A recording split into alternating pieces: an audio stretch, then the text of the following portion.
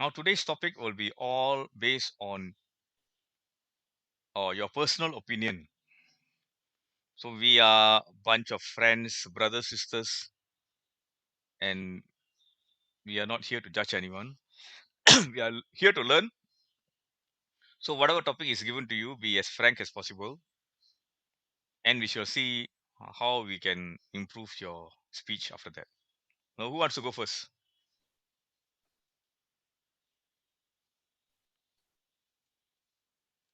Nita, are you ready?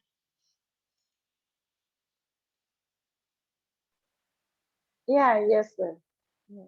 So, I'll give you the topic. All good. I'll say the topic, then I'll put the topic in the chat. Okay.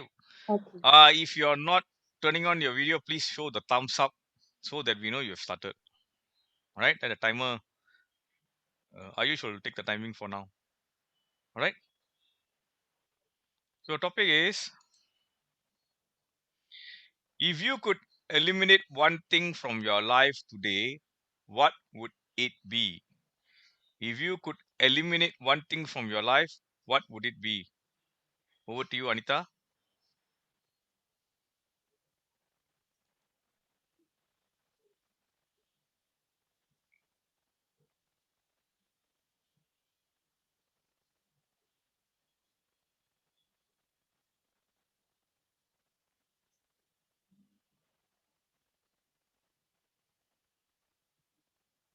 Yes. We have a lot of things in our life that can pursue with itself or not. But today I will talk about the thing that I want to eliminate from my life. That is my fears.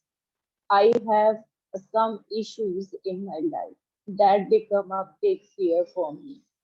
Just like today, I'm talking with you, so taking the part in the table topics, that is also a big fear for me.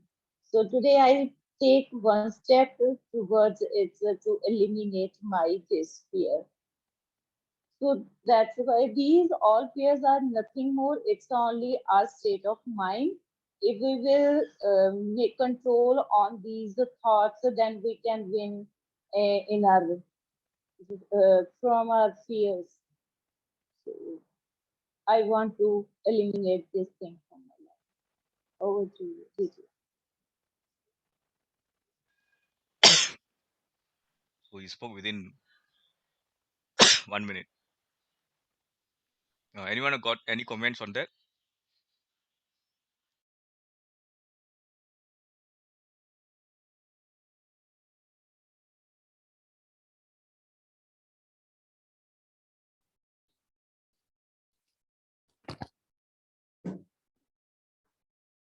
Toastmaster Kalvita, do you have anything to say?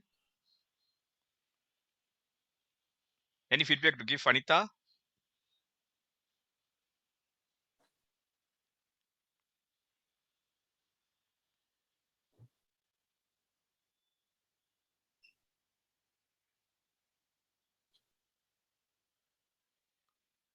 How about Swati? You got any opinion, feedback?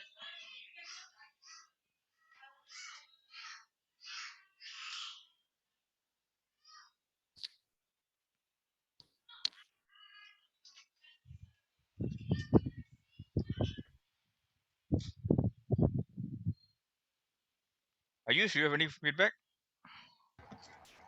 Actually, I was not able to hear. I was having lone voice, so I just removed my earphones. So I will give feedback from next one. Now, without earphones, I'm able to hear better. Okay, it's okay. So, Toastmaster Anita, you started by saying the one thing that you want to eliminate, which is fear, and that overcoming it in public speaking is your goal. Then you went on to say it's our state of mind, right? So you can dig into your childhood and say some of the things হ্যাঁ, হ্যাঁ, দাদা। which you were afraid of when phone you were young. করেছিলাম বলার জন্য যে কালকে আমি কৃষ ব্যানার্জির মা বলছি। আচ্ছা। Yeah.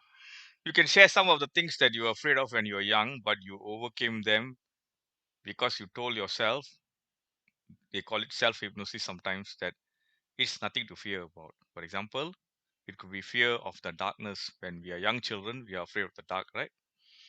And sometimes it could be a fear of cockroaches or anything like that. And you get to elaborate why you need to eliminate this fear and what you're going to do about it. And then you can also, when we give table topics, we also have to pull in the audience into it. Uh, the next time when I speak, fellow Toastmasters, give me the support, give me the motivation, the inspiration to continue speaking, to let me know that it is okay to make mistakes.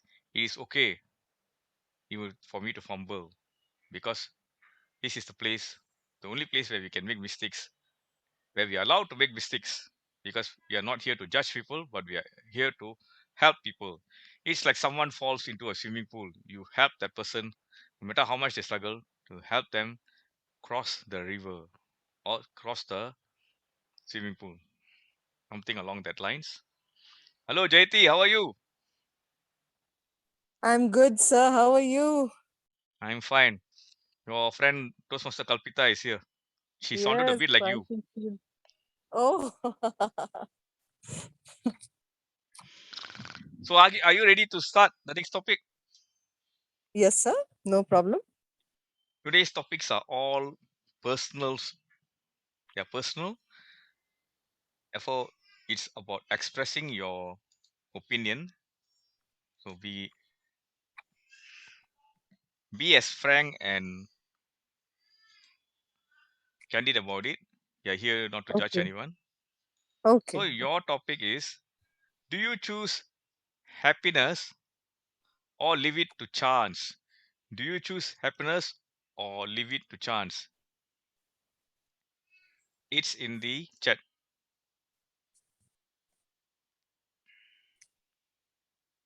I think it is just situational. Leaving it to chance is like you believe in fate. Happiness is something you don't run after, it is within you. Leaving it to chance is something I think after all the struggles or after all the hard work you do, when you don't see the desired results coming in, that is where you just get fed up and say, I leave it to chance. It happened with me in my nursing home when, at the beginning, when I started running it, not many patients were coming in. I tried my level best to do whatever it takes to bring the patients in, give them a proper treatment, give them the proper kind of consultation needed. I contacted all kinds of doctors, all kinds of OPDs I had, outpatient departments. Even then, I could not attract as many patients as I wanted to. But I tried really hard. I brought in machines which I thought will improve the face of the nursing home and increase the productivity. But it was not working. After trying so hard, I even had sleepless nights. I just left it to chance. But as they say, hard work brings in its colors. And after around 7 to 8 months, I started seeing the results. People were coming in, they were preferring my nursing home to the others. And that is where I felt that, yes, I left it to chance and it worked. And I got happiness from there. So I guess it is all hard work and sincerity towards what you do, which will give in your happiness. And leaving it to chance, well, you just have to wait and watch. Thank you. Over to you. Thank you to Master Jayati. Was she within the time, Ayush? Yes, 225. Okay, good. Good.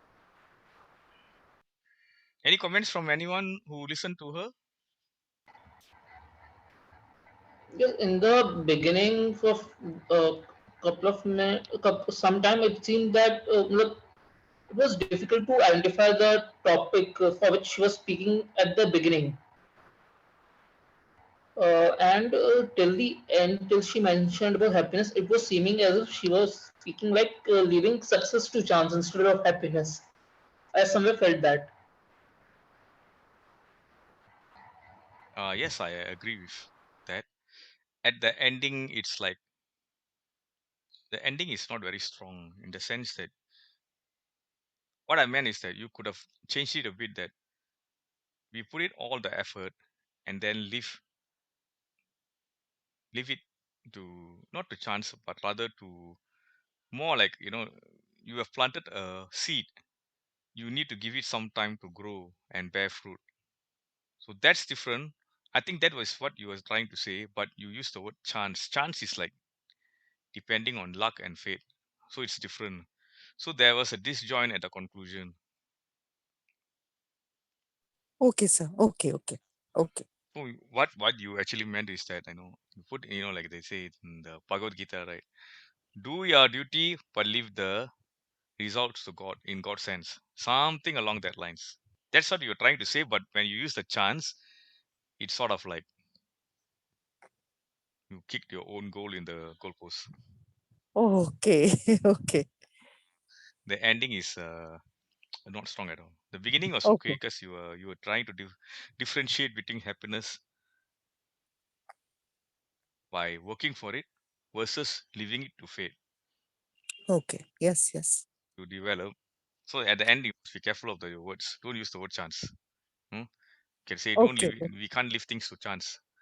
If I Uh, left everything as it is, nothing would have happened. I put in the effort and then I waited for the result because you need to rest also. You can't just be working every time. Some things need time. If you put a plant in the sun, you need some time for the plant to get the sun rays. That kind of think of some analogy to link it to the topic. Then it's more powerful. Hello, Pragnya. How are you? Hi, sir. Sir, I will just start speaking in some time, just feeding my daughter. Okay, sure, sure, sure. Yes, sir. I must keep. I will. Multitasking. Okay. Toastmaster Kalpita, are you ready? Yes, sir. You can. Okay. After this, I need someone to take over. I used to be the timer. He has the done timing for 3 persons. All you need to do is flash the 3 colors. That's all only, right? And we're just going to see whether a person exceeded the 2.2 minutes 30 seconds. That's all only. This is not a contest, so don't have to worry much. Okay. So today's topics are all related to opinion. So I want you to be as frank, as honest as you can, and that's the intention. There's a reason why. Later, I will share something else with you all. Then you will know why. So today, Toastmaster Kalpita, your topic: what are the top 2 compliments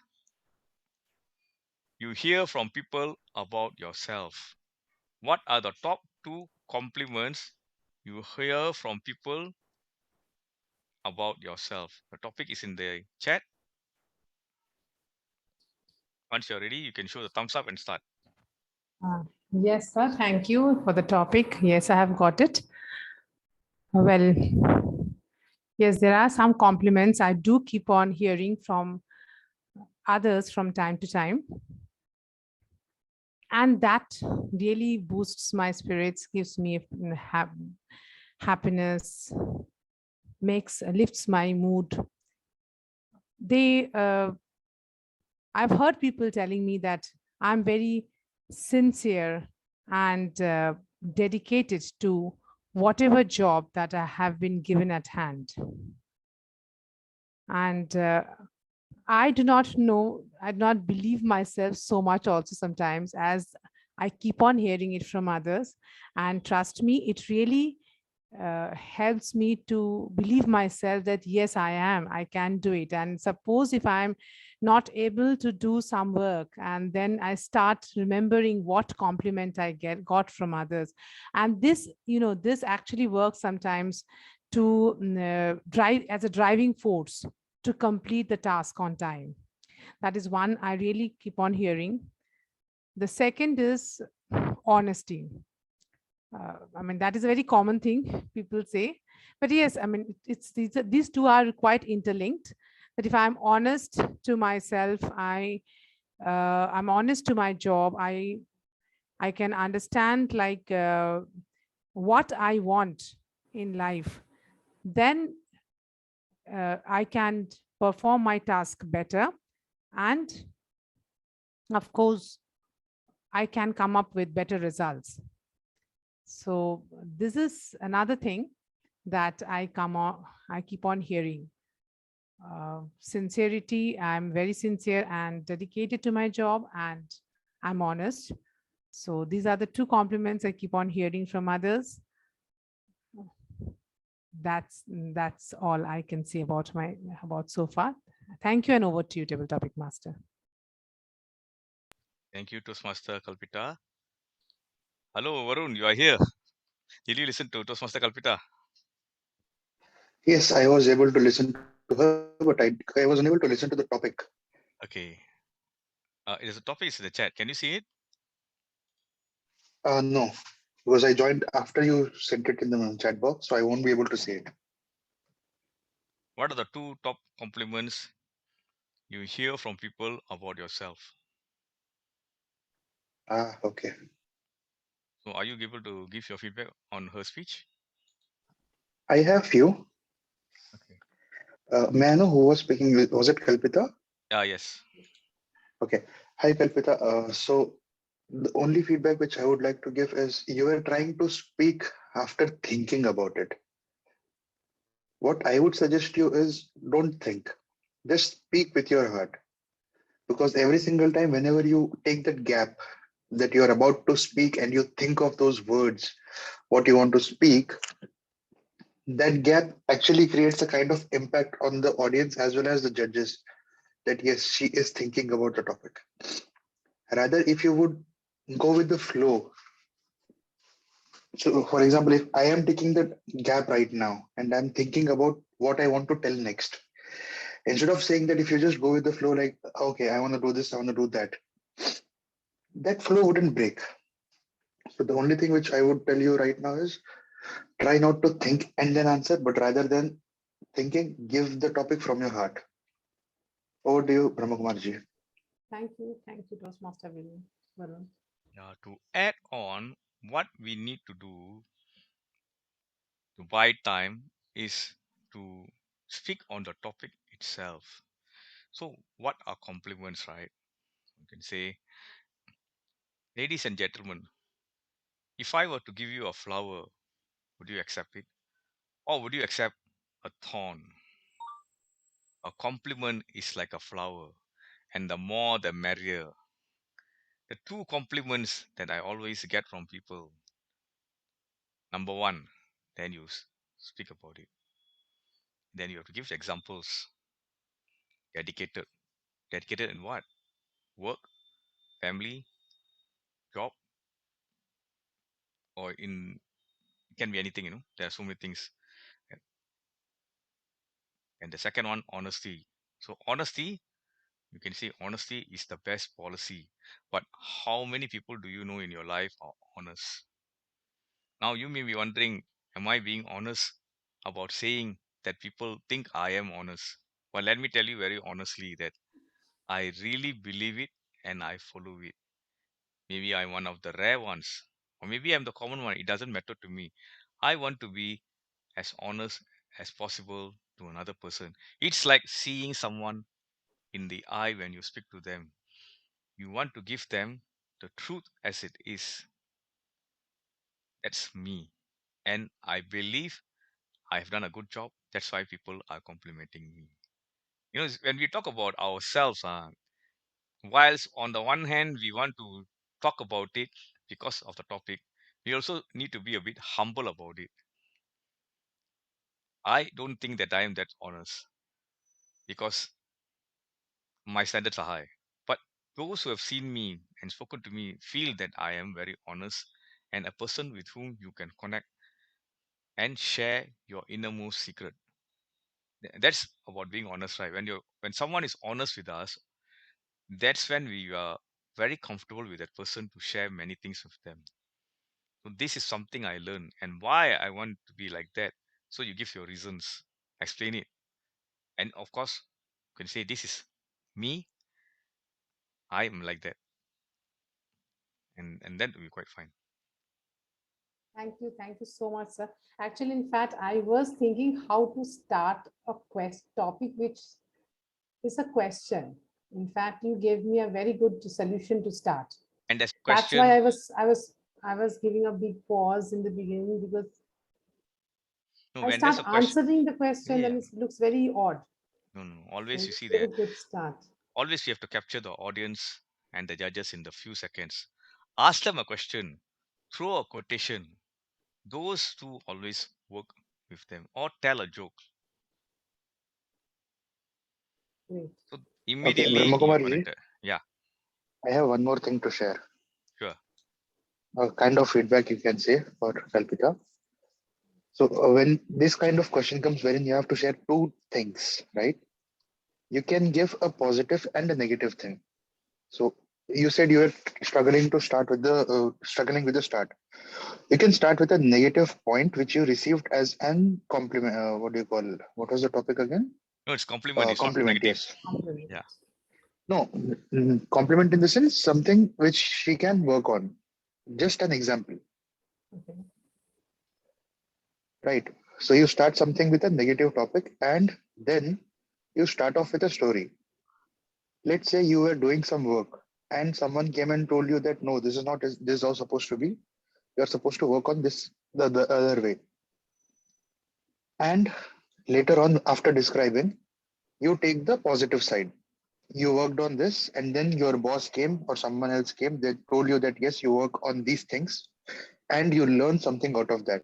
So, in short, you're typically saying three stories rather than only two, or you are saying three things: the past, the present, and the future. So, I always focus on three things: the past, the present, and the future inside the 2.5 minutes. The past captures the audience, the present keeps them going, and the future keeps them on the feet. What he is about to say or what she is about to say. So that way your story is complete, the audience stays attended. That's my take. Back to you, Brahmakumarji. I would also like to ask something. Sure. Actually, the topic which you gave to her, I was just thinking how to shape it. Like you can tell two qualities about yourself. So, do you need to tell when people complimented you that thing, or how it can be shaped in better way? The topic.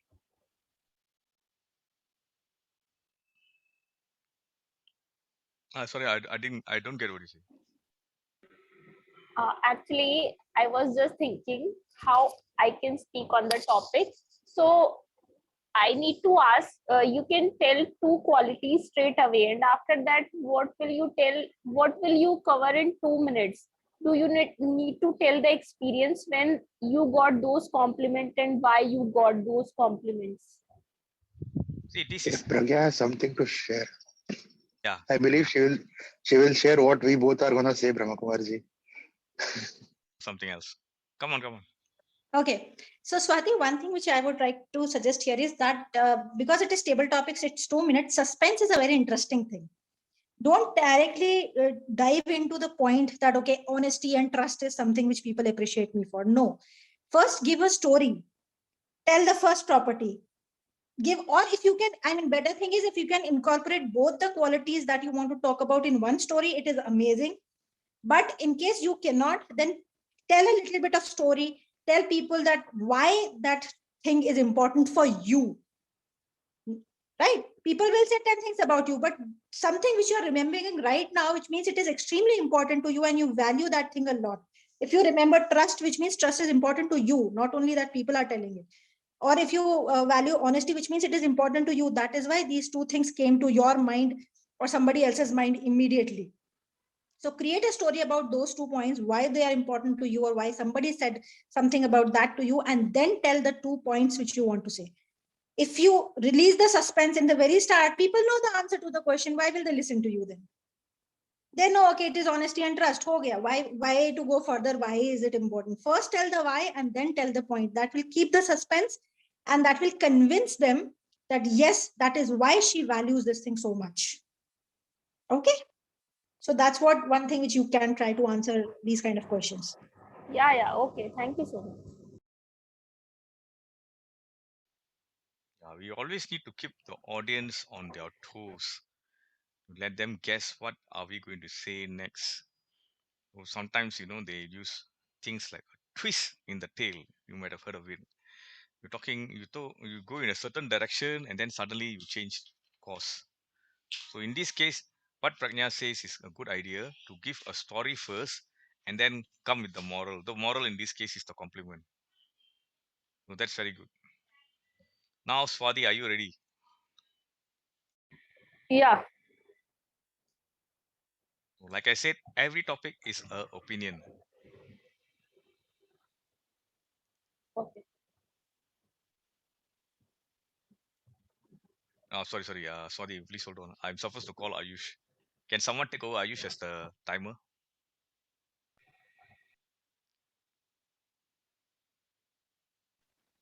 I am unable to share the screen right now because I'm accessing through the phone, but Hmm. I'll do put it in the chat box. Okay, so you put the word green, yellow, and red. Yep, All right. yep. Ayush, are you ready?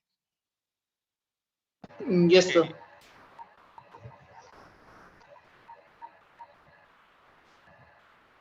What small habit can you change?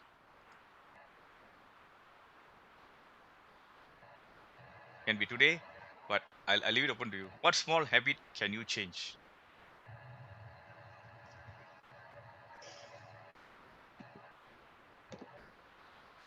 We all are an amalgamation of habits.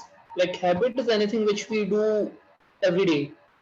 It is the basic activities that make us, that make our day, that has formed us from the time we were born to the time we are living right now. It is the habits that has shaped the past and present, and the habits are going to shape our future. So while growing up, I have picked up many habits, like recently working out, taking care of my health, completing a good number of steps in a day, meditating, and things like that. But one more thing which I would like to include here is maybe more punctuality. Because punctuality is one of the most important thing for a person to be able to be at a place where you have to be at the time you need to be. So that is one thing which I would like to inculcate in my life. Because recently since I've changed my cities, I've not been able to be so punctual and disciplined with all the activities that I had inculcated in myself when I was in my hometown.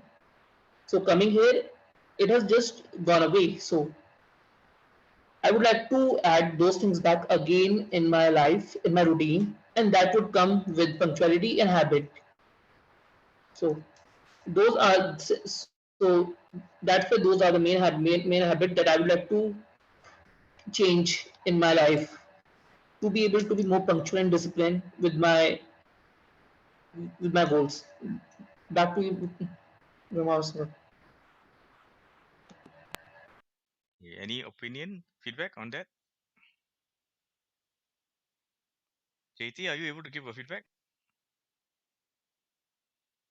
Pragnya, over to you. So I have a similar feedback which I gave for the previous topic. One thing which you can do, Ayush, is to create that suspense of what you would want to change, and start with a hook wherein you ask people something like, how many of you are proud of the habits that you have? Do you think all of them are the perfect habits, or are there some you would want to really change? Think about those. Wait for 1 2 seconds, let them think of what that habit is, and trust me, 90% of the people would answer either about time or exercise. That's one habit. Punctuality and workouts and doing something for the physical health, that is something which comes from 80 to 90% of the people. So once you give that 10 20 seconds for them to think and go back to that habit which they would want to change, then you can build that connect. And then also for topics like these, don't directly start, oh, this is one habit which I would want to change to.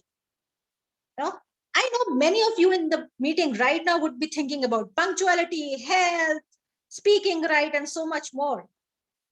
Start with that day, so that all the people, whatever they have thought, you have at least grabbed their attention of the key habits which people wish to change. Right? So then they will be more inclined to listen to you. Okay? Yeah. The other point is that you can take the topic and turn it around. Small habit to change. Why must I change the small habits? They are not going to be a major difference in my life. I want to take the big habit that I want to change, the big bad habit, and then you think of something. It could be something. You have to give examples to substantiate it. Punctuality. I'm not talking about punctuality by being 5 minutes late, 10 minutes late. I'm talking about 1 hour, 1 day, 1 week. Don't look at me. Hasn't it happened to you? You're supposed to submit the warranty card, but you missed the deadline. Within 2 weeks, after 1 month also, you have not done it. Haven't you? So you give examples like that and say, so this is the big habit that I'm talking about. It's not a small habit, it's the big one. If you can clear the big obstacle in your life, these are what are preventing you from success, from being a better person, and then you go on. So what I'm saying is, don't be fixated by the topic. You can also go in a different way. Instead of small habit, change it to big habit. And you can say that I'm not talking about a good habit, I'm talking about the bad habit. And then you have more scope. Got it? Okay. Swati, your turn now. Yeah, ready.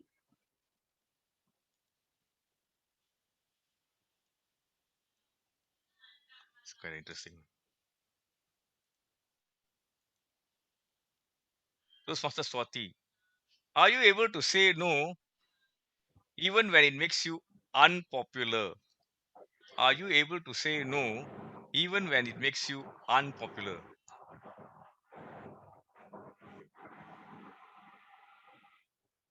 Can you write in the chat box as well?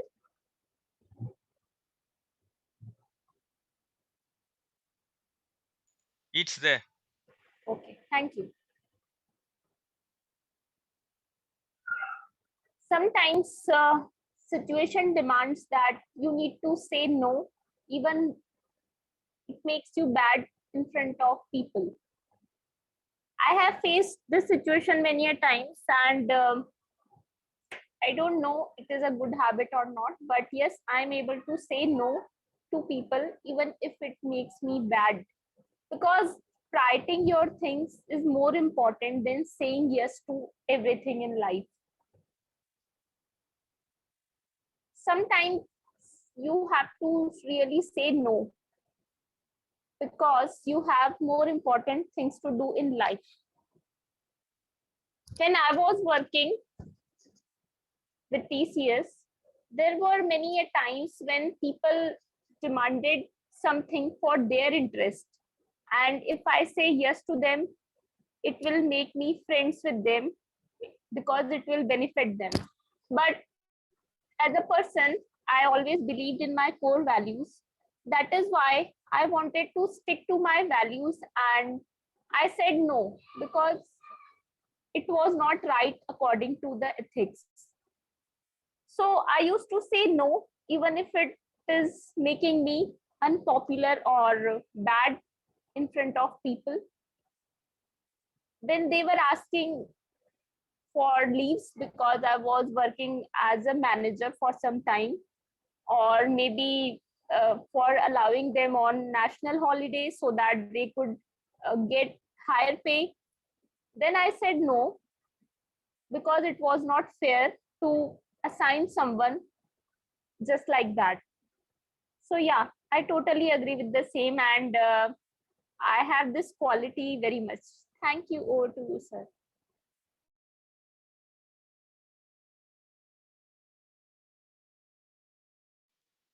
Thank you. Anyone has a new opinion?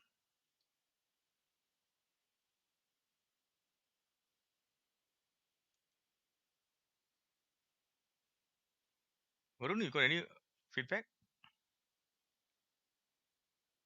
Yes, I have one. Give me 1 second. Okay, Swati, right? Yes, Swati. Instead of saying you believe in core values, you have a specific set of core values, and saying that I believe in them. Let the audience know what are those core values and why you believe in them, and how did they help you to say no. And when you talk about ethics, every individual has a different definition of ethics for themselves. For example, just as an example, I am a pure Brahmin. For me, ethics is something I am not supposed to even eat egg or cook egg. As of now, I have eaten every other animal I have seen walking in front of me, to be honest. So, ethics is something absolutely perspective. It changes from person to person. So, rather than just generally saying that I believe in core values and I have ethics, try to define what are they for you. And based on that, you can define your topic. Why did you say no to that particular person or to that particular opportunity? And how did it help you in your life or in your performance? That's my feedback. Over to you, Brahma Kumarji. Thank you, Varun. Swati, when we handle any topic, there are three areas we need to look at. One is the feelings of the audience. Next is their thinking, their thoughts. And finally, ethics. So if you want to go to their feelings, if you're going with a bunch of boys, or maybe in your sense of girls, they go into a shop and you say one of them telling you, let's steal some stuff from this shop quietly while you're talking to the shopkeeper. Will you say yes or no? So that is you're going to arouse their feelings. Then you say, you give another example that has to do with the mind.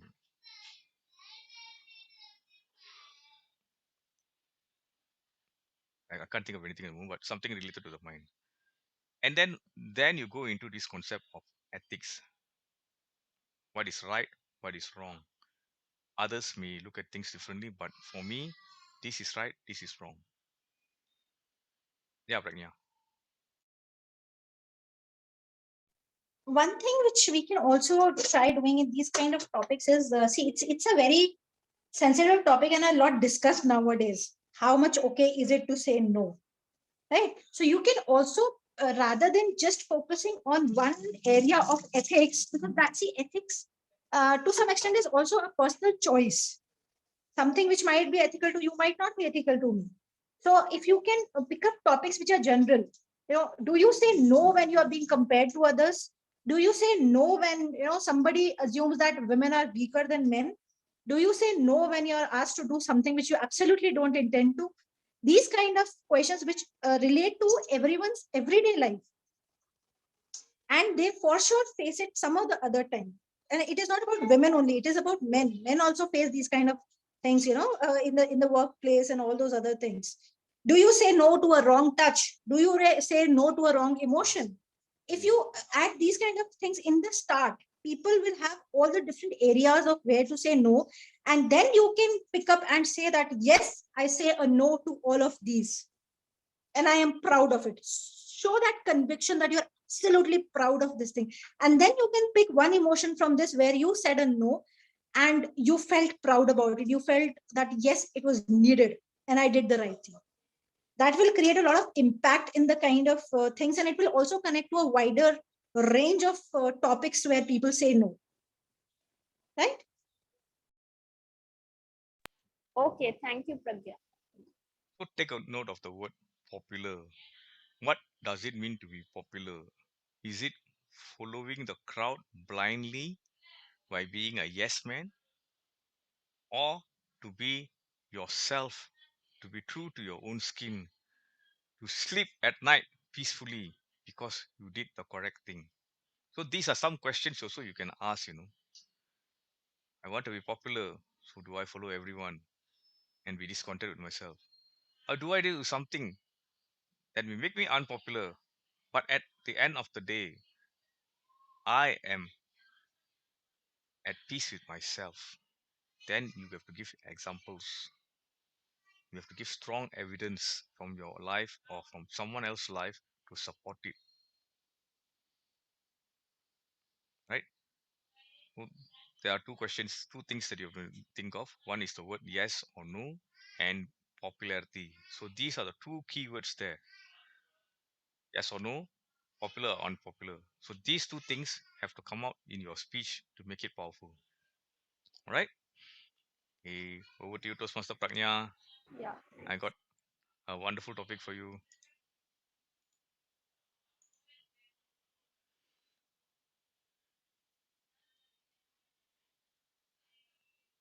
What books have influenced you the most? What books have influenced you the most?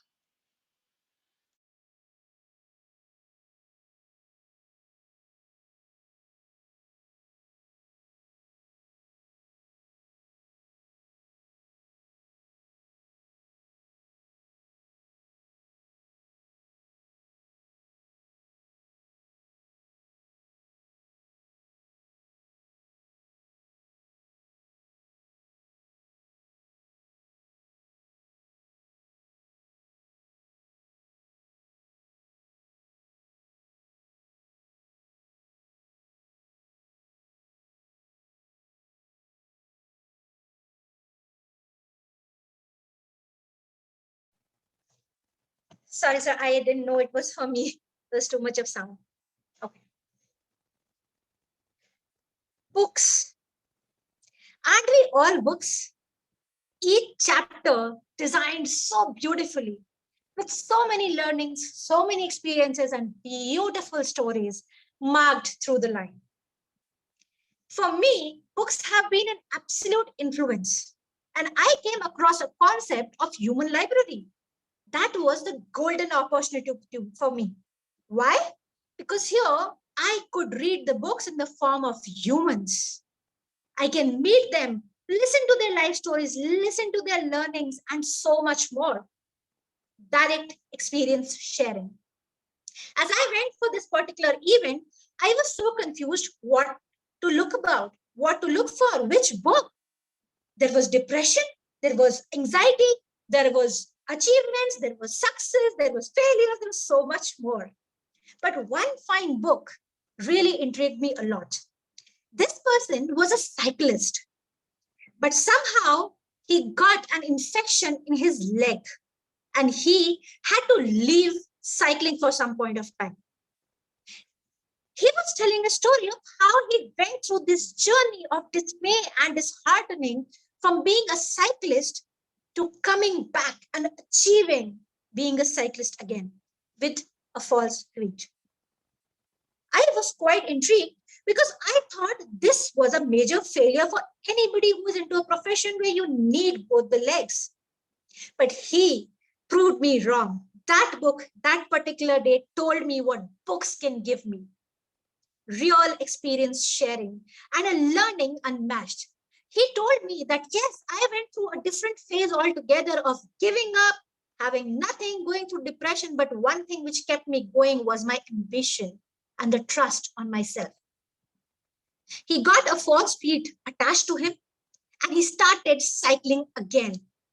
In that one story, I learned about achievements, success, never giving up, the unusual drive of achieving what you really, really want to achieve. And last but not the least, what a book can give me. He was the book who has influenced me the most. Over to you, Toastmaster Brahmakumar.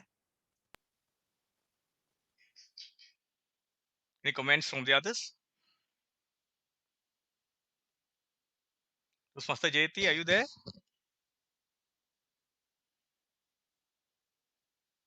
Or Toastmaster Kalpita? Before you go, Brahmakumari, I have a small feedback for Pragya, if Yeah. it's okay. Pragya, you had a great opening. But somehow, after you shared your story and after you shared the cyclist story, I somehow lost the connection. I don't know if it was only me or others as well, but I felt that connection breakage is there between the cyclist story and the main motive you are trying to tell in that topic. So if that could have been connected, the topic would have been dealt with way more better. So that's my advice for you. Back to you, sir.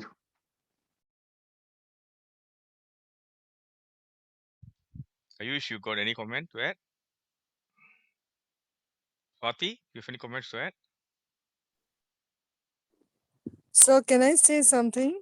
Sure, sure. I felt that yes, I agree with Toastmaster Varun that she had a superb opening. Somewhere along the line, I was very curious to know which book and which person you were talking about. So if you could mention these two, I think the impact would have been much better. I feel that way. That was my only point. Okay, Thank you. did I miss or I did not pay too much power to the concept of human library? Because human library doesn't have books. The people are called books in human library. Okay, you did not mention that.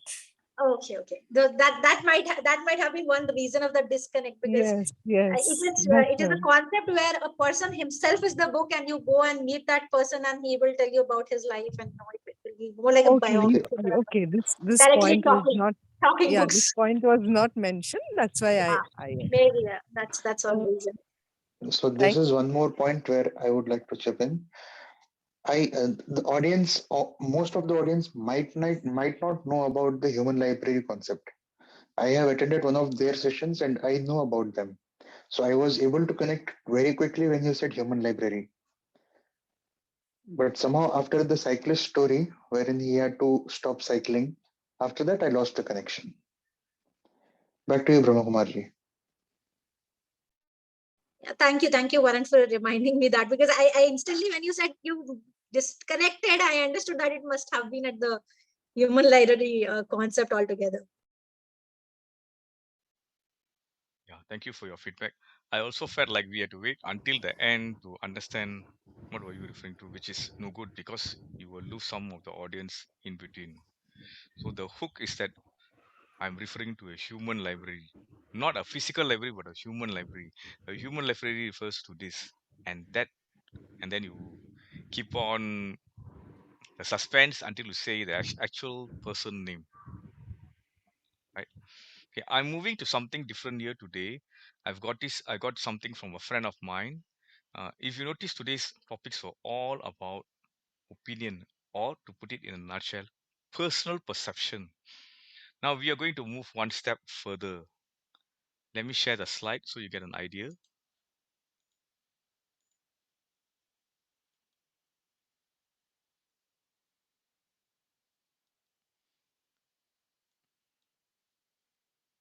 So we're looking at perceptual positions. Perceptual positions means taking another position out of the view you normally hold. In other words, when you look at a topic, instead of just looking from your point of view, you look at it from another person's point of view and a third person's point of view and even a fourth person's point of view, right? So here is a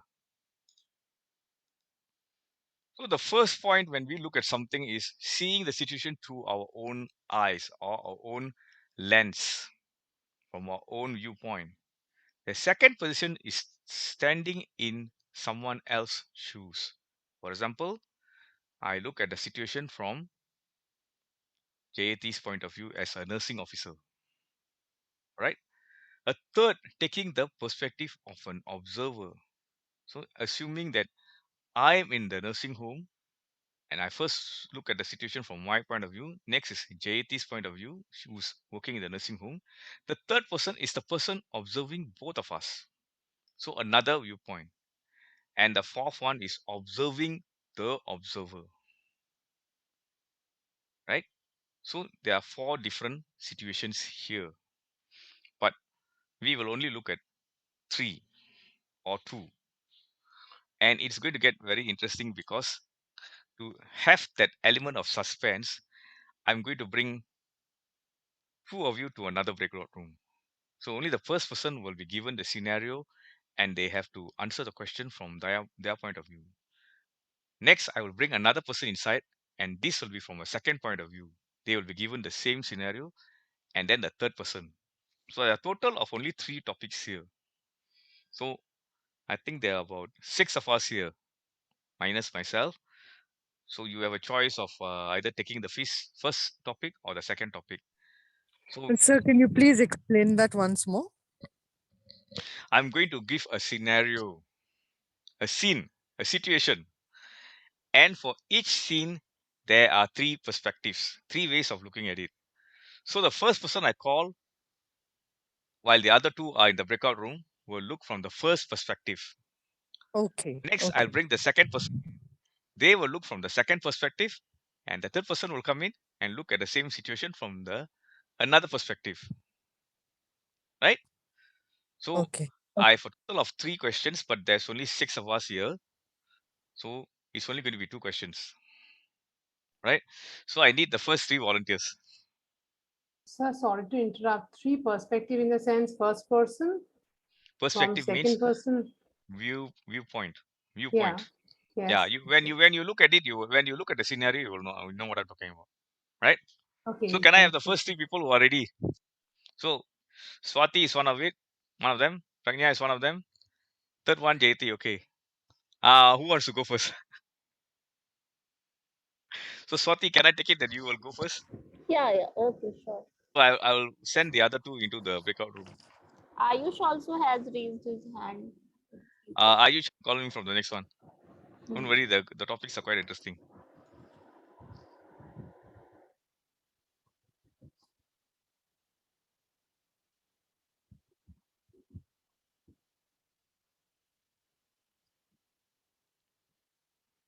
Are they there? You're not there yet.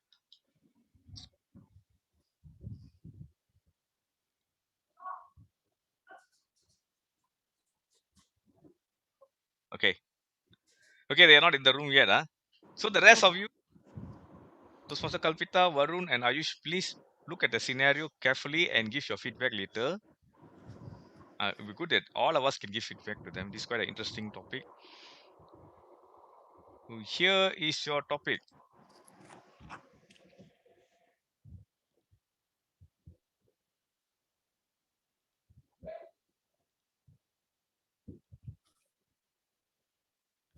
Scenario 1.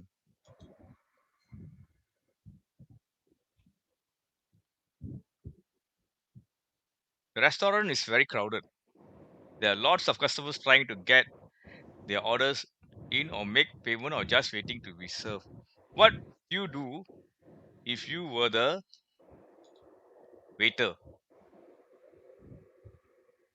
Toastmaster Swati, watch the Yeah. scenario.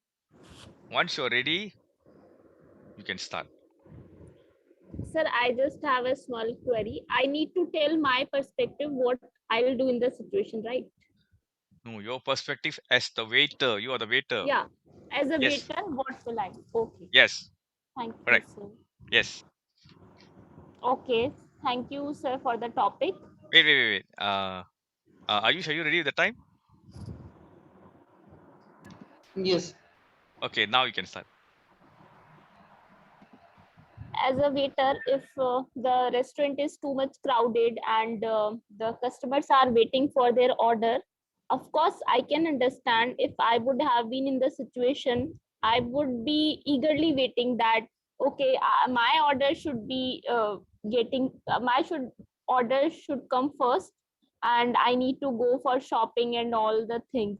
So firstly I'll be a bit panicked that how can I handle the situation, and after that I'll try to calm down myself, and I'll just see which customer came first, and according to that I'll try to serve them on first come first served basis, and patiently I will serve all of them one by one.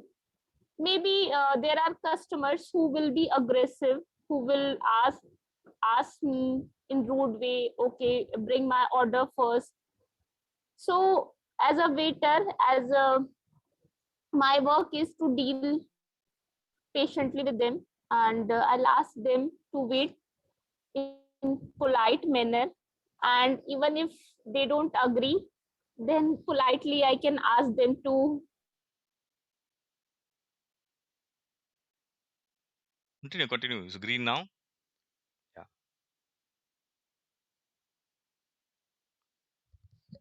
Toastmaster Swati? I need to stop. No, continue. Okay.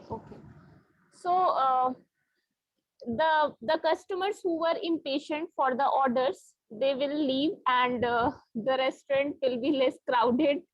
And this way I'll try to cover the customers. That's all from my side. Thank you. Thank you. Do the others have a feedback to give?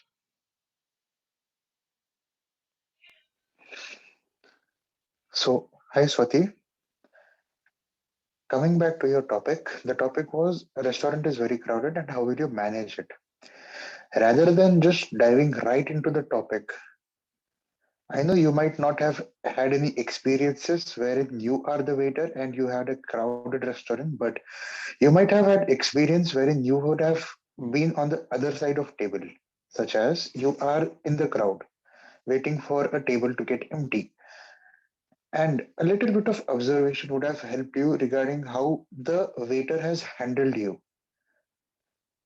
Being an hotel management student, I know what exactly goes behind the other side.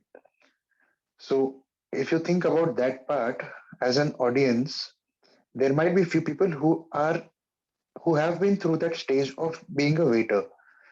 For them, whatever the response you gave might not be absolutely appropriate because restaurant industry works on people or customers, and if you are telling them on their face that no, if you cannot wait, leave, that is not how it works, right?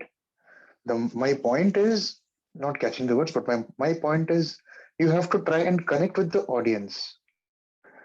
Try not to take a negative side when you are given a what do you call how would you put it in words?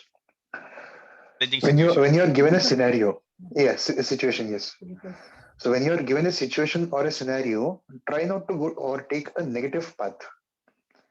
You say, I will calm myself down, I will be quick on my feet, I will do this, I will do that, and within 10-15 minutes, pump, this work is done. I get the tables clear, and that's how I work. Rather than saying I will rudely respond or rudely tell customers to leave and find their own new place. Right? That's my take. Back to you, sir. Anyone else has comments? Okay. Swati, what you can do is ask for help from another waiter. Go to the kitchen and say, guys or girls, we need help. There are too many people out there. Stop what you're doing, come out and serve the customer or help out with the payment so that the crowd is reduced. All right. And also, you can also ask one of them, maybe the supervisor, to come in and manage the crowd, put up some signages or what, that it will take a bit longer for them whilst you're waiting, have a papadum or whatever. Think a bit out of the box. Nevertheless, it's a very good attempt. Let's see how the other two handle it, but theirs will be a slightly different situation.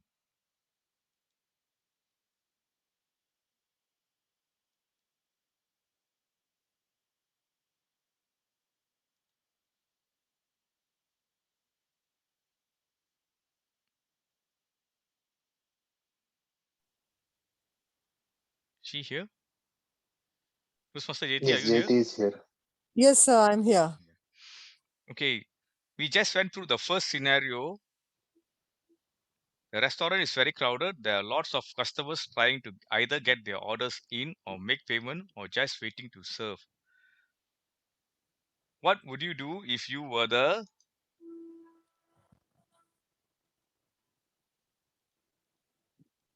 The manager. What would you do if you were the manager?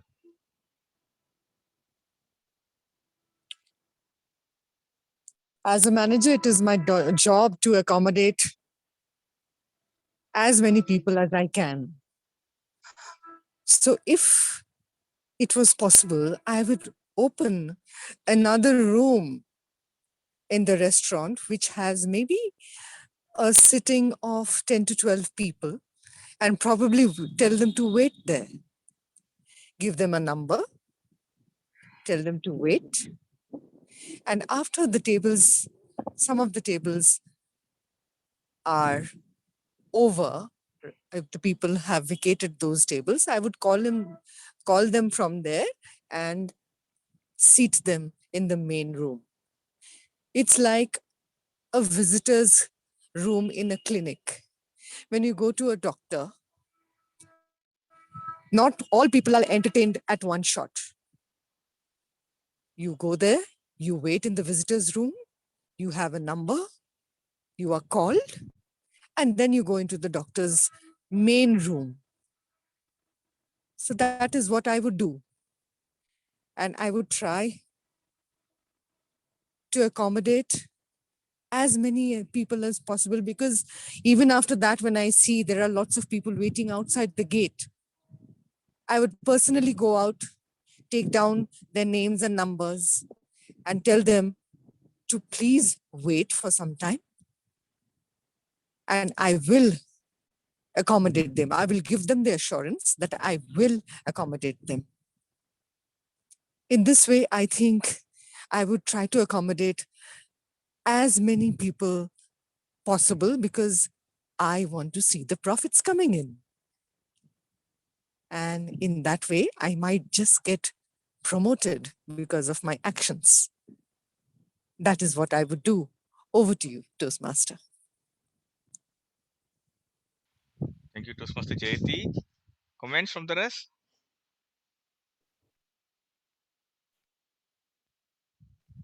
Okay. I am pretty sure now Swati would have seen what we were trying to say. Right, Swati? As Yeah. as Jayati has said, instead of asking them to go or leave, she said she will keep them in a separate room or a waiting area, and from there she will delegate them according to the tables getting empty. This way, the company gets profited and she herself gets profited.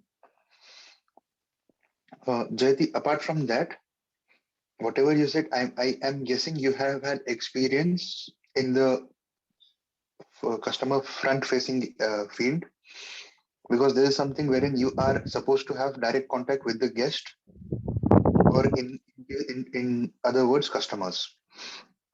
So that way you connected with the audience well. That's the only thing which I had to say. Nothing else. Back to you, Brahmakumarji.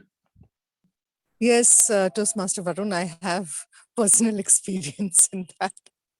I run a restaurant actually. Thank Oh, you. nice. Where? In my place, Bakura. Okay. I am a chef, that's why. I was curious to Oh, know. wow. Okay, okay. Great, So great, यहाँ great to पे know sales pitch हो रहा है Varun. that. An owner looking for a chef. I Job am networking, Pragya. I am networking. opportunities. Acha. So, okay. So, Pragnya, this is a scenario for you, but your role will be different. The restaurant is very crowded. There are lots of customers trying to either get their orders in or make payment or just waiting to be served. What would you do if you were the, yours is something else? If you were the, if you were the restaurant owner, if you were the restaurant owner, over to you.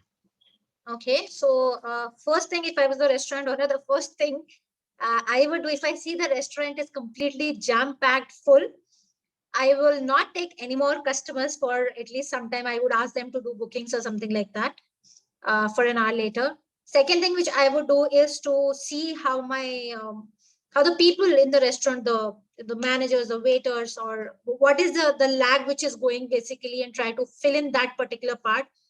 I suppose as a restaurant owner, he might not be giving too much time depending on the size of the restaurant, if I believe. Then I would take up the part where the people are making payments. And probably give them a QR or something so that they can easily make the payments quickly, something like that. It doesn't take, so that it doesn't take too much of time. And I would divide my resources into two halves: one which will be completing the orders already existing, and one which will be handling the people who are waiting. And as an owner, I do have a right to decide for an extra dish. So probably I would, the people who are waiting and obviously will be getting restless, I would try to serve them something which is more of a munching kind of a thing, so that they don't get disheartened or they don't get irritated for waiting there. It might be a cool drink, kind of a thing, or it can be a snack, quick punching snack, something like that, so as to bridge in that gap. Or probably I can ask them, if you want to order some starters, we'll get it done from you for, we'll take the advance orders and we'll start working, so that later on you don't have to wait for too long. So this is majorly what I would be doing. And finally, as a restaurant owner, for sure, after the restaurant gets empty, I will be taking a head towards the manager as to why this whole ruckus has happened, and why was he not able to manage the whole situation. If he was seeing that something like this is happening, he should have either already told the people that there was waiting and not to wait for so long, or he would have taken advanced orders. So this is how it is going to be. That's what I feel. Thank you, Pragnya. So all of you have heard, some of you have heard all three perspectives. I go back to Varun again. Can I have your feedback for Toastmaster Jayati? Toastmaster Jayati or Toastmaster Pragya? Sorry, Pragnya, sorry. Okay. Pragya, you spoke well. I believe you have had the experience as well with the customer facing front, because you were focusing more on customer retention part, which is absolutely important, because you are trying to recover the losses by those losses which you have faced because of the waiting period of 1 hour, and you are trying to make the customers happy. So that is important. Now let me not focus on the as practical aspect. Your focus was mainly on the part wherein you trying to think about how an restaurant owner would think, and you're trying to place yourself in his shoes. But what you didn't observe is things change, situations change. For example, this is a live example which I am giving, and I am pretty sure Jayati will also agree with this. Sometimes there are reservations for only 50 people. That is for a particular service, only 50 people agree or reserve the tables, and somehow 100 people turn up. For them, you cannot blame the managers as such. Why are you doing this or why are you doing that? So rather than taking it in a negative way, try to take it in a positive way by saying that yes, my managers were a little bit slow, or my managers were unable to keep up with the pace, but somehow they did come up. And while doing so, I helped them as well. So here you will be able to show the team effort, which is quite important as well. So that's my only advice. Back to you, Brahma Kumarji. Toastmaster Jayati, do you have any comments? Uh, I think Toastmaster Varun has covered the whole thing.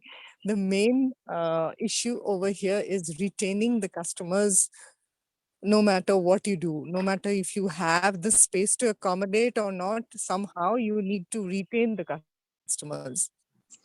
So you have to think on those lines. And I agree with him when he says that only you have a reservation for 50 and then you have another 25 coming in. So in that case, you cannot blame anyone. You just have to find a way to accommodate them and make them happy. After all, that is what we are in the business for, to make them happy, and so that they come back again and again.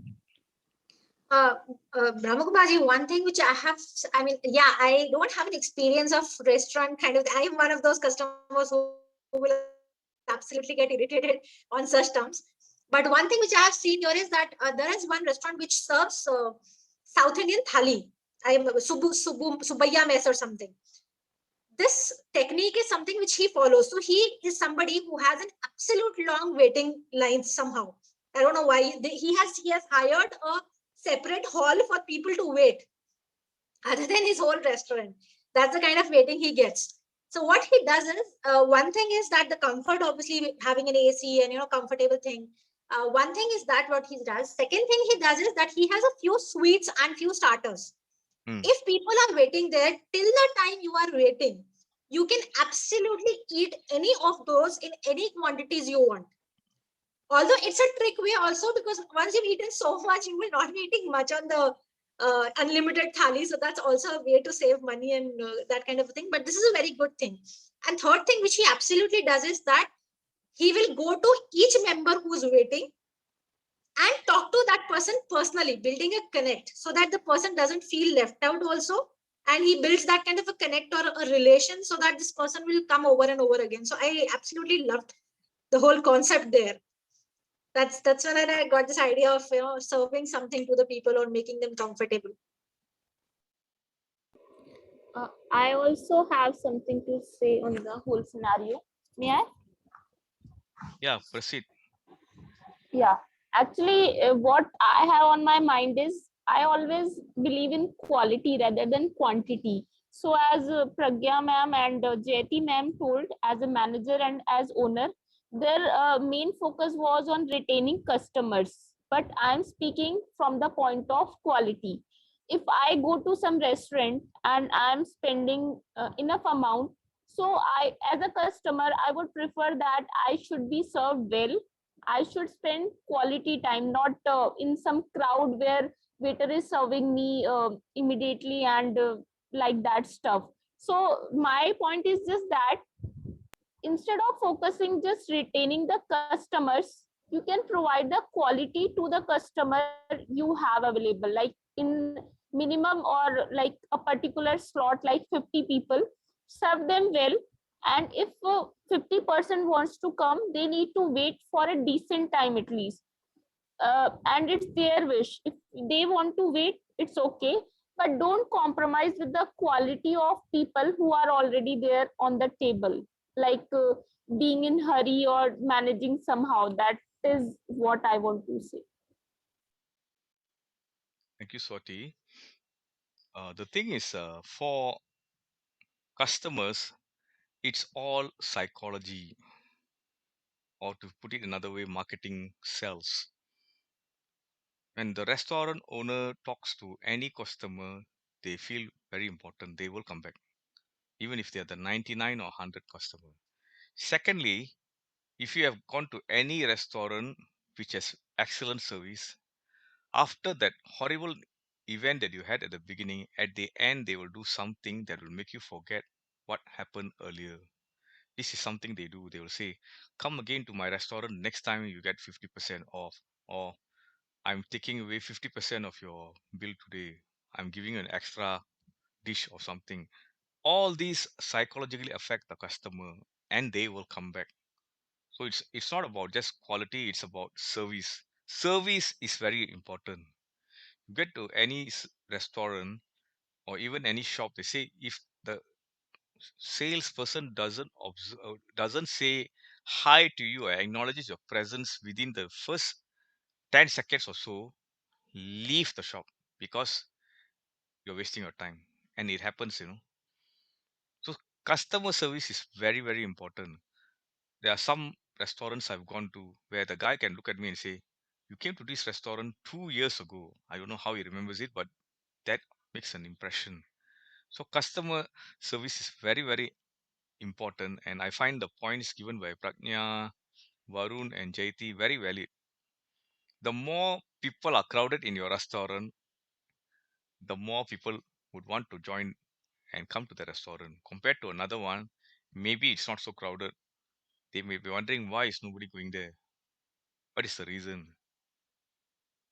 So these things psychological factors affect individuals when we go to a shop. It's like you go to a barber shop. One is very messy, another one is very clean. Which one would you go to? So it's again customer service. You go to the shop, the person remembers you, calls you by first name. All these matters. So we need to take that into consideration. Would we So like to go for? Yeah, I sure. have one thing to say.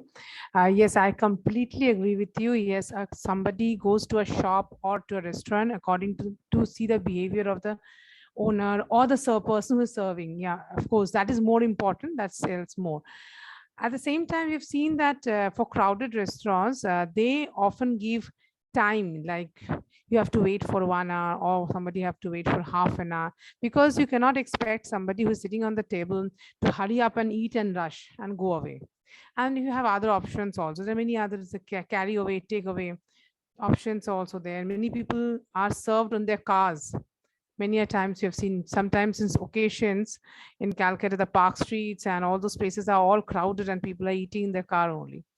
So yeah, of course, I mean, many options are there, which can be how we can satisfy the customer and keep as many customers as possible in our hand. Yeah, that's all. The important point that was handled by the restaurant owner, in our case, Toastmaster Pragnya, is that she said, I will see where is the bottleneck and remove that. So that's very important. There are a lot of people in the restaurant, but where is the crowd? Is it at the serving area, waiting area, or payment area? If you get rid of that bottleneck, then everything becomes better. So identifying that only can be done by someone like a manager or restaurant owner. Because for the restaurant owner, his reputation is at stake. The waiter can leave, manager can leave, but restaurant cannot, owner cannot leave. This restaurant will close down. And worse than that is bad reputation. They don't want bad publicity at all, right? So now for the next three, Varun, Kalpita, and Ayush, are you ready for the next scenario? Yes, sir. Yes, for me. Yeah. So Ayush, are you okay? All these clear traffic sounds. All right. Ayush, you are ready also, right?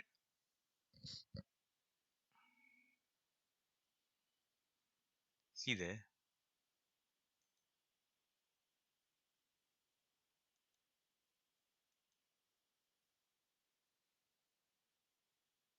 Okay, let me move the other two first. Then we see.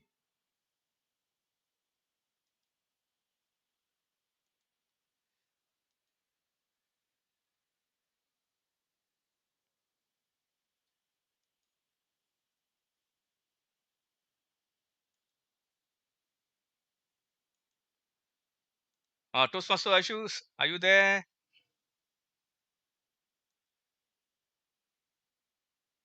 Oh, he's not there, man.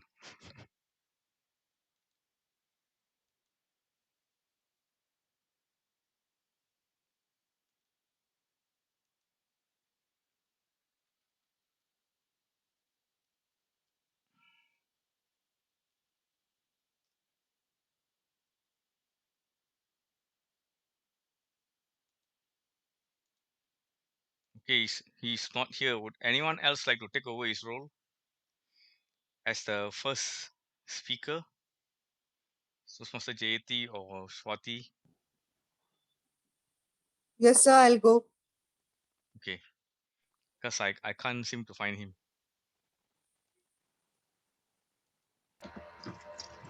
Oh, he's here. He's here. Yes, sorry, sir. I was actually on a call.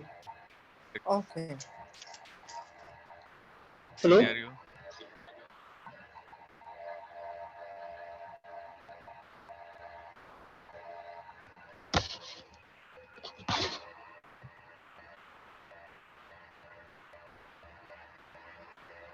Ayush, can you hear me? Yes. Your boss is asking you to finish an important project. Is to report it to the top management soon. However, due to the difficulties encountered in preparing the report, it is not going to meet the deadline. What are you going to do? And your role is as the yourself. Now understand the scenario first before you start.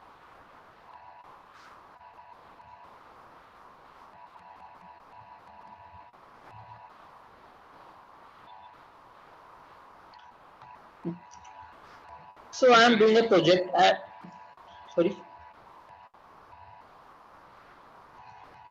actually only showing the cards, the time.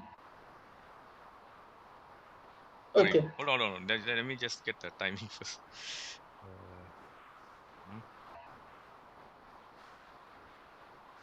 Okay, just say you are ready, then I'll start. Yes, I'm ready. Yeah. First of all, I will acknowledge the fact that it is not going to meet the deadline, and I will find out the main reasons why it is not going to meet, like what are the main blockages that I am having in this. Then I will approach my boss stating the work I have done till now and the amount of work that is left, and what are the issues that is coming, what issues, what blockers I am encountering in between, due to which I am not able to finish it. And I would take his advice on what things to prioritize first to give the best value to the top management at the time when it is needed to be presented.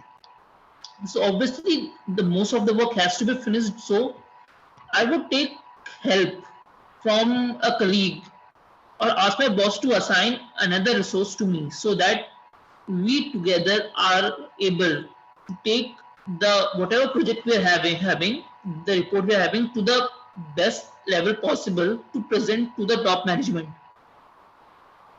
So being upfront honest with your boss and giving him or her what reality is going on, what is the actual progress, and what are the issues that we are facing, that I think would be the best option, because it would allow him also to be prepared in advance of what he might what things he might have while presenting to the top management.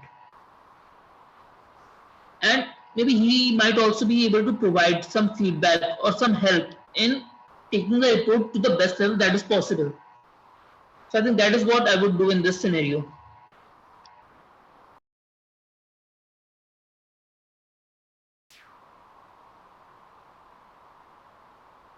Thank you. Back.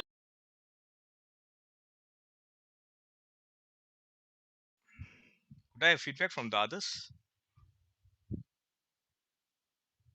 Master Jayati, any feedback?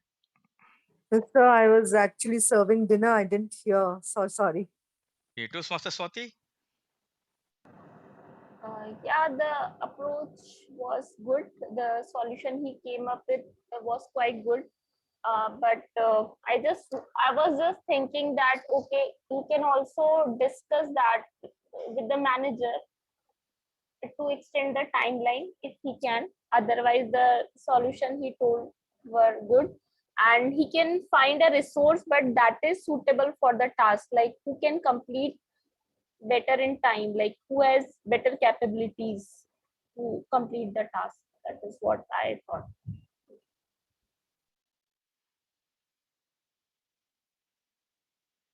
Okay, thank you. I felt you handled it quite well. You asked for help from the colleague, and also you wanted to ask help from the boss to give you extra help. So I felt you handled it quite well. Now let's look for the next person whom we are bringing in.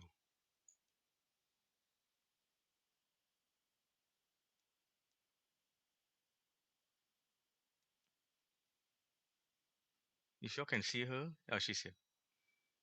Toastmaster Kalpita, can you see the situation, the scenario? Yes, sir. So the scenario, but your role will be different. Huh? Your boss is asking you to finish an important project. He has to report it to the top management soon. However, due to the difficulties encountered in preparing the report, it is not going to meet the deadline. What are you going to do if you are the boss?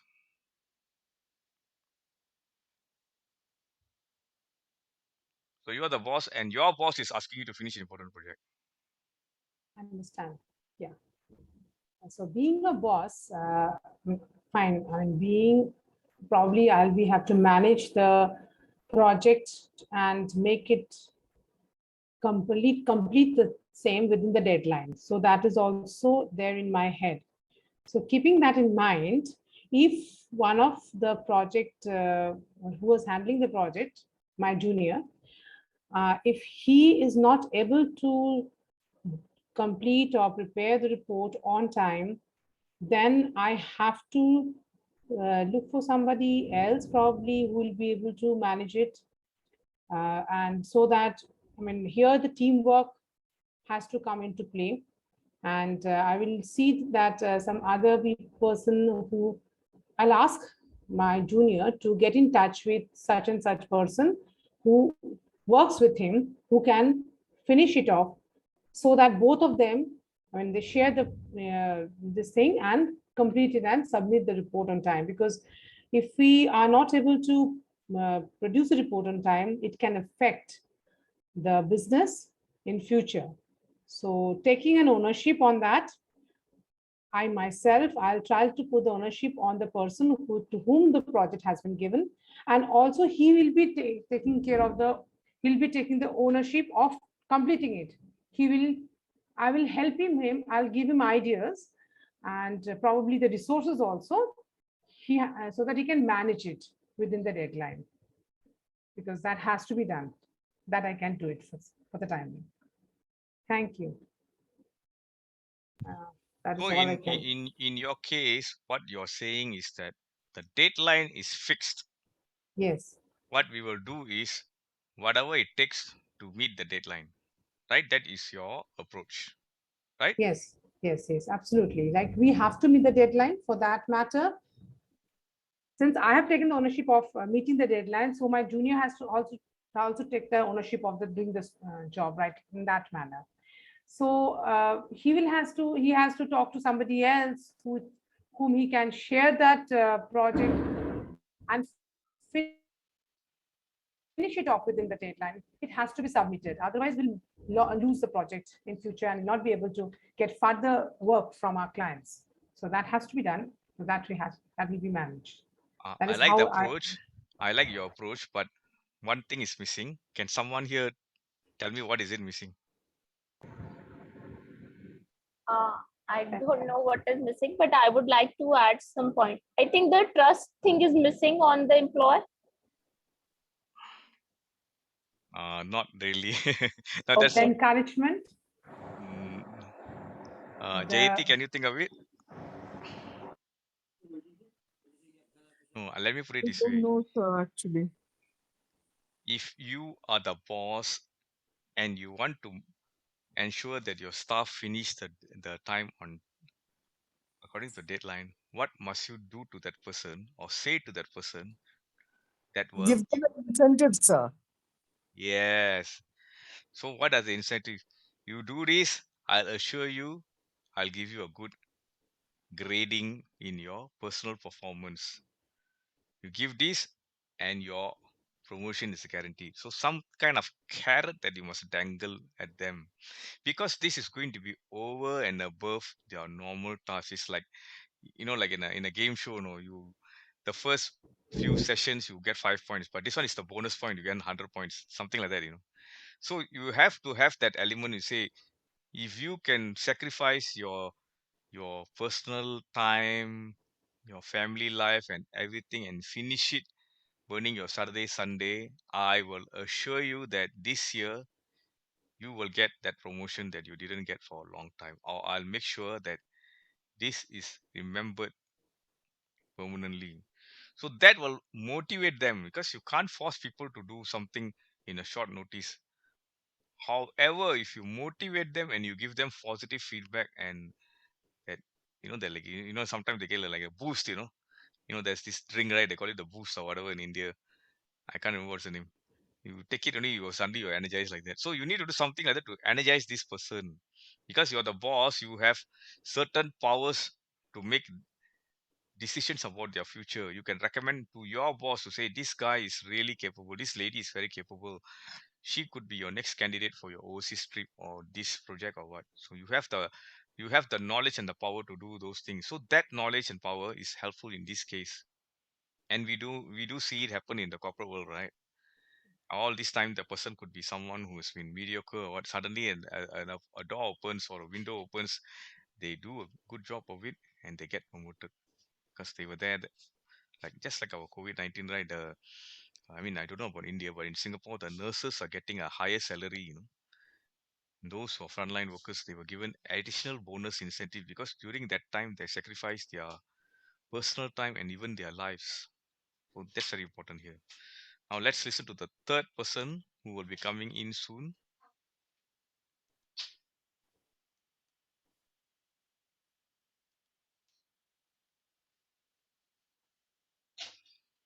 Hi Varun, you are here.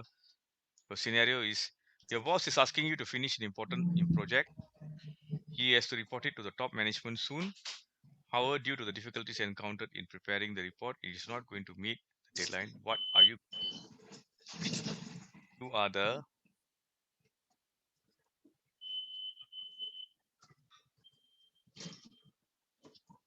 I am the colleague. yeah. Boss is asking me important project. He has to report to the top management team. However, due to difficulties encountered in preparing the report, he is not going to meet the deadline. First things first, I would ask my other colleagues their help. If they are ready to help me out, then they will owe me one. I will try to solve it. I'll try to solve the problem or finish the deadline level. Once my level, even if it is not being able to solve in my level, then I would go ahead with my superiors. I would ask my superior, please help me out in this particular regard so that I can live to fight another day. If my superiors say, no, this is not possible, we will still have to go and tell my boss this is not going to be the possible thing. Then I will go straight ahead to boss, ask him for one more day extension. And no matter what happens, I will try to finish it off at that particular time or in that particular extension because for me, punctuality is important, especially when I am working in a particular field wherein deadlines are important. I know what deadlines mean.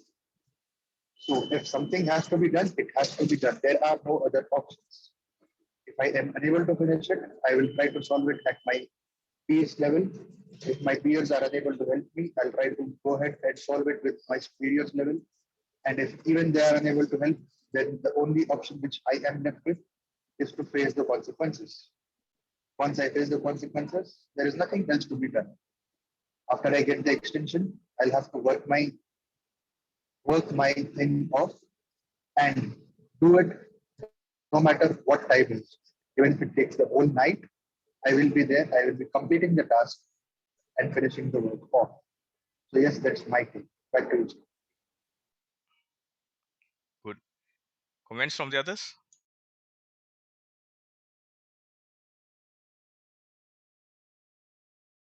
Kalpita, I'm calling you for a reason. Yes. Tell me. You find Varun's argument convincing. Honestly speaking, he was not audible initially. I was not able to hear him clearly. What he's saying is that he will try to do it by himself. If he finds it challenging, he'll ask the other colleagues to help him. That also doesn't work. He'll ask his superiors. Last resort is to ask for an extension of 1 day from the boss. So yours was slightly different, right? So do you agree to that, Miss? No, extension is not possible when it comes to a deadline, I think, because, but yes, of course, in some critical situation, a day's extension can be done, but that can be done only on a special ground, only after, depending upon what kind of client with which whom we are working, what kind of projects have we handled earlier, how have we done the work before, because if we have been consistent in our performance in the past, and for one particular time, yes, there can be a reason, a very, it has to be a very convincing reason, which can be put across to the client for an extension.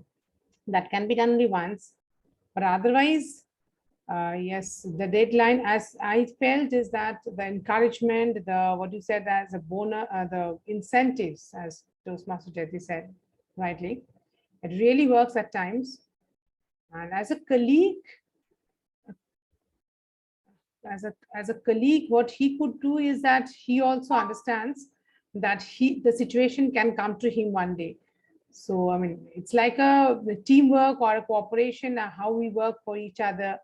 We do others' work at the same time. We also learn about it, and when the boss comes to know that that his colleague has helped him in finishing the work, definitely the colleague will also be somehow benefited, and that can be the thing. Yes. So then the colleague will definitely, and then that can be a good job, and finishing off within deadline, the colleague has helped. So next time the colleague will be getting in a better opportunity, might be in a much more different way. What you are trying to say is it's a win-win situation for the colleague because number Yes. one, he gets the goodwill of the other colleague who will be there for him the next time when he has a similar situation.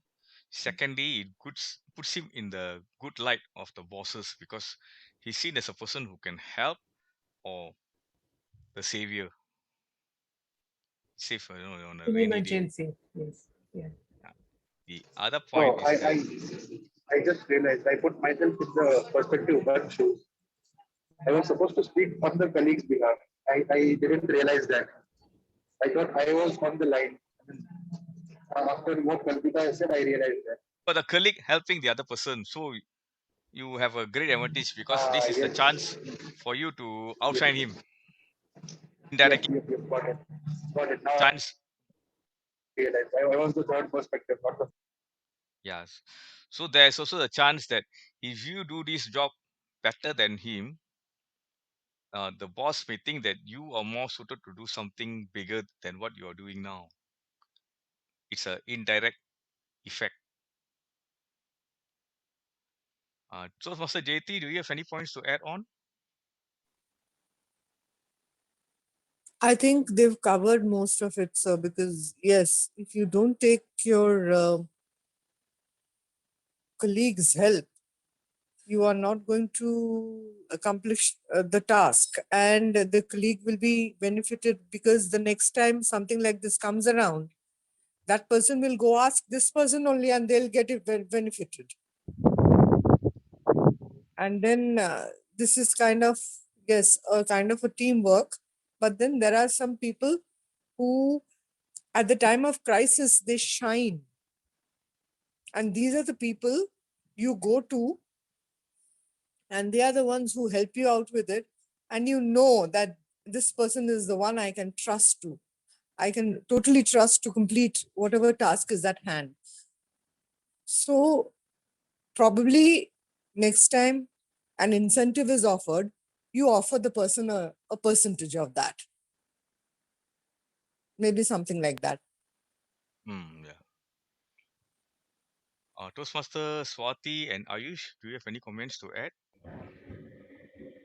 Yeah, actually, I wanted to give feedback for Toastmaster Kalpita before as well. Actually, what she spoke, what I could understand from her, she told that she would assign the task to someone else more able. But I think as a boss, you should not doubt the capability of your employees, because if you assign the task to someone else, maybe or maybe not, the person may feel that okay, you were not compatible and somehow you are not trusting the person. So it's better to motivate or encourage the person, because once I was in the situation, my manager picked me up for one task and I was thinking that okay, I won't be able to do the task, but he motivated me, okay Swati, you will do.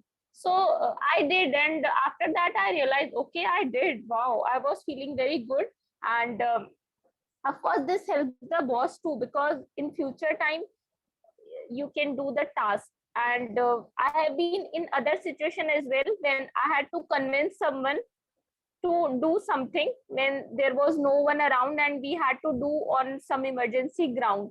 So I motivated him that, okay, this will benefit you in the future, so you need to be there, and you know how you can, it can benefit you. So I was in both the situation and it worked well for both of the situation.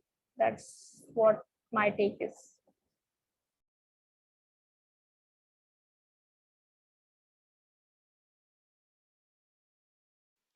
In this situation, it's how you convince the audience and the judges. So, Swati, you have a point there, but it can also be reversed. As a boss, I have this deadline. I don't want to compromise on deadline. Once I do it once, it will become a habit in the future, or it gives the name that this person cannot meet deadline. So I will look for the person who can do it this best based on their past performance, and that's good boss also. Of course, also there's also the point of you motivating someone, right? But what if that person is someone who has past record of not meeting deadlines at all? And this is very important deadline. It could be $1 million project for your company, and if you lose it, you can even lose your job as the boss.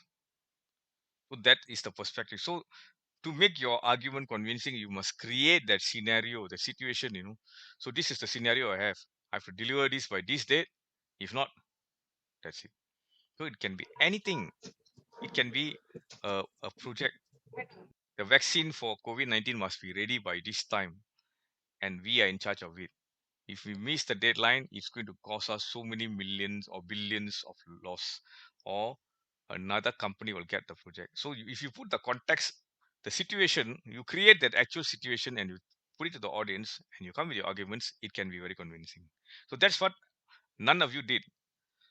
So you have to give an actual situation where possible, so that, Brahmakumar, yeah, if it is okay, can I give one more perspective? yeah, Because the first time I missed, I had something else in my mind and I was sitting and thinking.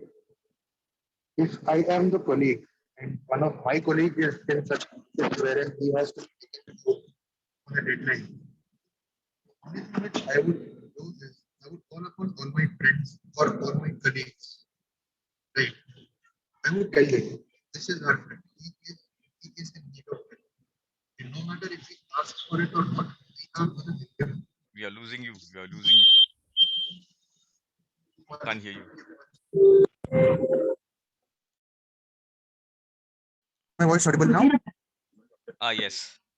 So can you go back a few So what? sentences beforehand? Yes. What I was saying is, we have a person pickle, and right now he needs our help, even if he asks for it or not. He might have ego problems, or he might not have. That doesn't stop me as a colleague from helping him out, because at the end of the day, the company is on as a single point of perspective. I would rather look at it as a company's perspective. That way, the whole team gets appreciated for helping the person out. That is my colleague, Hmm. and also we would get the trust of our colleague that no matter what happens, my team has my back. So this way, he gets to trust us, and whenever the other people or other team members are in the pickle or are in the jam, they will also be getting helped, right? So that was one more perspective which I had in my back to you, sir. Okay, got it. So today what we are sharing is looking at a situation from multiple perspectives. As I said earlier, the first perspective is to see the situation through our own eyes. The second is to see it when we are in someone else's shoes. The third one is observing this person. And the fourth one is observing the observer. We didn't really get the chance to look at all the four situations, but I believe you all have an idea of how to look at a situation or a topic from a 3 different or 4 different perspectives. So it can also be applied in a different way. Like I quoted before, the color green can be seen from a scientific point of view with chlorophyll and what it means to be green. Then there's also the natural or psychological effect of seeing color green. And then there's also a religious perspective of how the color green is important in certain religions. So they are different perspectives. Similarly, if you look at an accident, a police, how does the police look at the accident? How does the insurance agent look at that accident? How does you as a passenger look at the accident? Do you watch the accident as the relative of the victim?